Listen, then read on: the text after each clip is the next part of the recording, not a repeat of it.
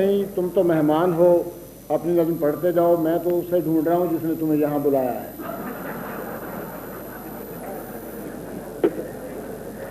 तो जनाब, मैं भी ऐसा ही आया हुआ हूं। वो एक मास्टर जी ने लड़कों से कहा कि देखो बच्चों,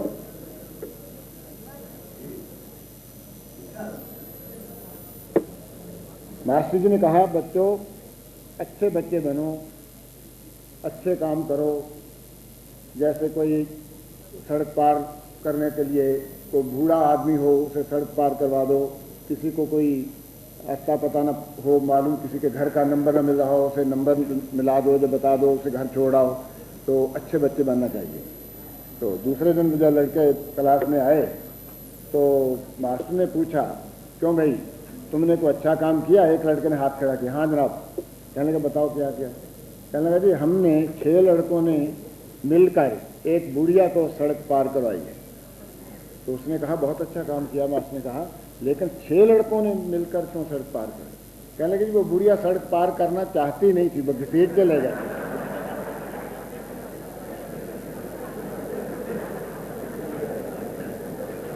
चले गए, कुछ लोग चले गए, एक लतीफ़ा उनके लिए था।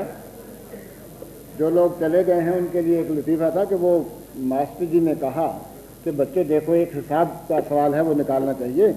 वो ये है कि एक काम को 20 आदमी 3.5 महीने में करते हैं।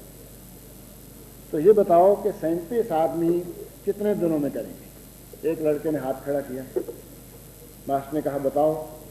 कहने लगे जी, पहले ये बता दीजिए कि वो जो वो मुलाजम हैं काम करने वाले, कहीं वो सरकारी तो नहीं है? एक दफ़ा ये रेलवे स्टेशन है, दो गाड़ियां आपस में टकरा गईं। तो जो डिब्बे थे रेल के, वो आपस में इस तरह से फंस गए, कुछ लोग मर गए, कुछ उसमें फंस गए। तो बहुत शोर मचा हुआ था। इतने में रेलवे के डॉक्टर आ गए, वो औरतों बच्चों और सबको निकाल रहे थे। तो एक आदमी बुरी तरह से फंसा हुआ था। रेलवे के डॉक्टर जब आए तो किसी ने कहा कि डॉक्टर साहब, इसको पहले निकालिए, ये बहुत चिल्ला रहा है, फंसा हुआ है, मर जाएगा। डॉक्टर ने इर्द गिर्द घूम के देखा तो कहने लगा भाई, इसकी तो टांगें काटनी पड़ेंगी तब ये निकलेगा इसमें।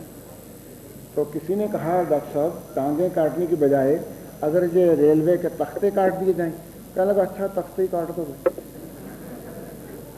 2 औरतें झगड़ रही थी तो एक दूसरे को ताने दे रही थी। एक औरत ने कहा, इतने में एक फ़कीर वहाँ आ गया, साईं बाबा। तो एक औरत ने कहा ताना देके कि तेरा निकाह तो इस फ़कीर से हो जाए। इतने में उनके घर वाले आ गए, वो बेचारी अपने अपने घरों में भाग गई। थोड़ी देर के बाद आई तो देखा फ़कीर वहीं खड़ा है। एक औरत ने कहा, फ़कीर साईं बाबा आप इतनी देर से खड़े हैं? कहने लगा मैं इसलिए खड़ा हूँ, मेरे बारे में कोई फैसला हुआ जो मैं जाऊँ।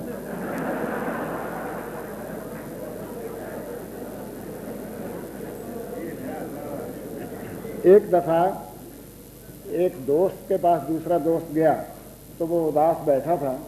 उसने कहा भाई क्यों, क्या बात है? कहने लगा यार, उदास इसलिए हूँ कि बीवी भाग गई है। उसने कहा बहुत बुरा हुआ, तो उसकी पुलिस में इतला नहीं दी? कहने लगा नहीं दी। कि क्यों नहीं इतला दी? कहने लगा पिछले साल दी थी, वो ढूंढ के वापस घर छोड़ गए थे।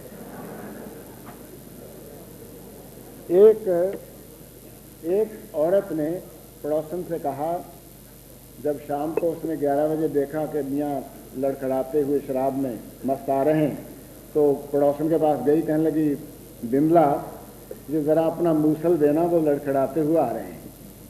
कहने लगी अच्छा, उनका वक्त हो गया तो मूसल ले जाओ, लेकिन जल्दी वापस कर देना, मेरे उनके आने का भी वक्त हो रहा है। जनाब, एक लतीफ़ा आपको मैं सुना के आपसे इजाज़त चाहूँगा।